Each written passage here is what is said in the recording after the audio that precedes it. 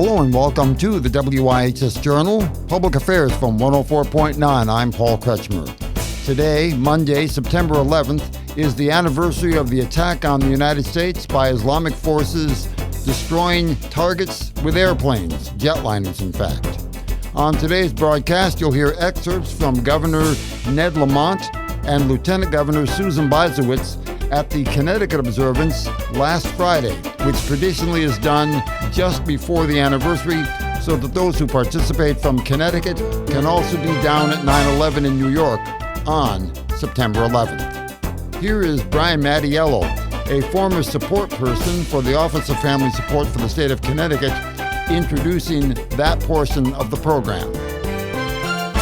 Before we move to the next item, I just want to say to Commissioner Trumbull, thank you for the years of stewardship that DEEP has given to this special place.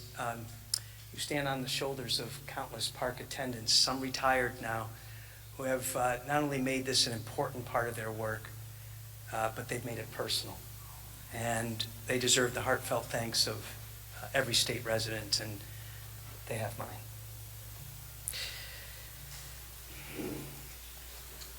It's now my honor to call upon Connecticut's Governor Ned Lamont to offer personal reflections on behalf of the people of the state of Connecticut. Governor? Well, thank you, Brian, and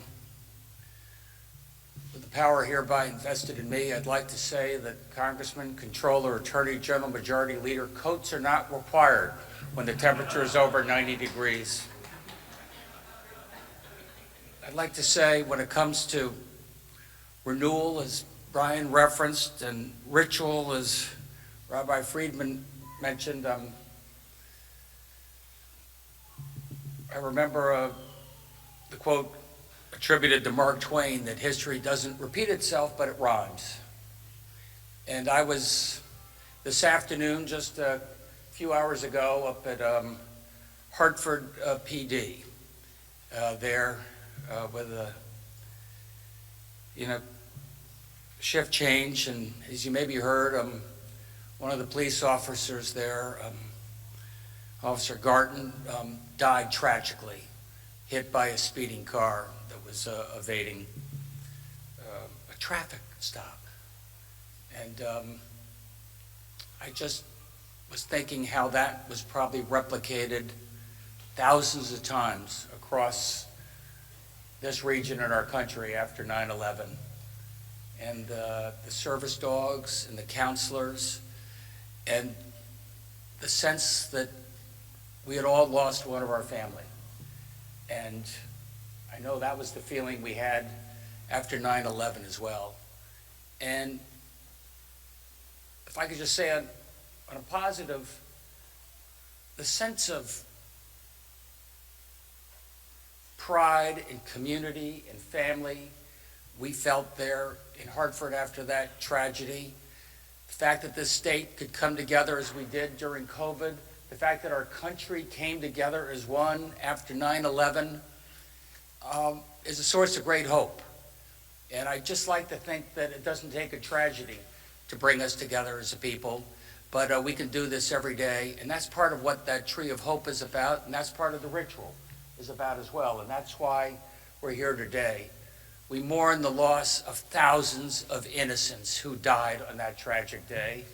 We salute the courage of the hundreds of first responders who ran to that building, and hundreds lost their lives. I was reminded of that today, and I'm reminded of each and every one of you standing there, what you do on our behalf, on the behalf of the people of Connecticut. And to me, 9/11, out of that tragedy, I think about that tree of hope, Brian, that tree of hope. Thanks, everybody. And now a word from Connecticut's Lieutenant Governor, ladies and gentlemen, the Honorable Susan Bysiewicz. Brian, thank you so much. Good afternoon, everyone, and thank you so much for joining us on this 22nd anniversary of the 9/11 attacks. I want to thank Brad Bullis, Brian Mattiello, the staff of the Department of Environmental Protection and Department of Administrative Services, and Joe Carvalho for all the work they did to bring us together on this solemn occasion, we are honored to have our constitutional officers with us, our congresspeople, our legislators, our commissioners. Thank you all so much for coming. And Richard Blumenthal, who has been here for 21 years running, sent us a message from the tarmac in Washington, D.C. that he wishes he could be here as well. Today we gather to remember the 161 loved ones with ties to our beautiful state who were lost 22 years ago. It goes without saying that we lost so much, and we were reminded then of how vulnerable we all are, how precious our time with each other is. I'll never forget where I was on that beautiful sunny day, a day not unlike this day. And on that day, we saw the courageous acts of our first responders, of ordinary people who stepped up to help others, showed our country's resiliency and ability to come together as one. Our first responders heroically put themselves in harm's way to save others. They ran toward the danger, toward burning and collapsing buildings to help others. And the events of that day transformed our country, the way we think about our safety and security. And we remember the fear and uncertainty we felt on that day. And we remember that terrible sense of loss. I want to thank our 9/11 families who have come today to honor their family members. We so admire your perseverance, strength, and tenacity. We lost our friends, our teachers, our coaches, the people who enriched our communities. And 2 years ago, we marked the first anniversary of the passing of Connecticut State Police Trooper First Class Eugene Kenneth Barron, who passed away from cancer as a result of his response in the aftermath of 9/11. We also lost another person, in addition, Trooper Barron, who responded as well to the 9/11 attacks. Timothy Burns of East Haven, who'd worked on Metro North Railroad and Conrail as well. He was a volunteer responder at Ground Zero. And every year, I remember my friend Bruce Eagleson of Middlefield. Bruce commuted to New York from Middlefield. His wife was a teacher at my kids' elementary school, and Bruce ran into the towers multiple times, saving 10 of his colleagues where he worked. One of Bruce's sons, Timothy, decided to become a United States Army officer to honor his father and served in Iraq.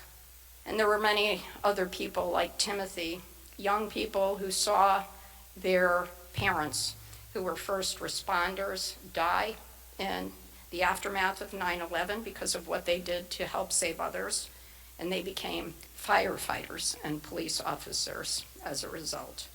So while this was a terrible tragedy, so much good has come from this tragedy, and the governor and I were reminded of this during the pandemic when we saw people of our state come together to help one another to get us through that terrible challenge. The voices of Governor Ned Lamont and Lieutenant Governor Susan Bysiewicz at the 2023 9/11 Memorial Service at Sherwood Island State Park. The introductions were done by Brian Mattiello that day. For further information, call us at 860-346-1049.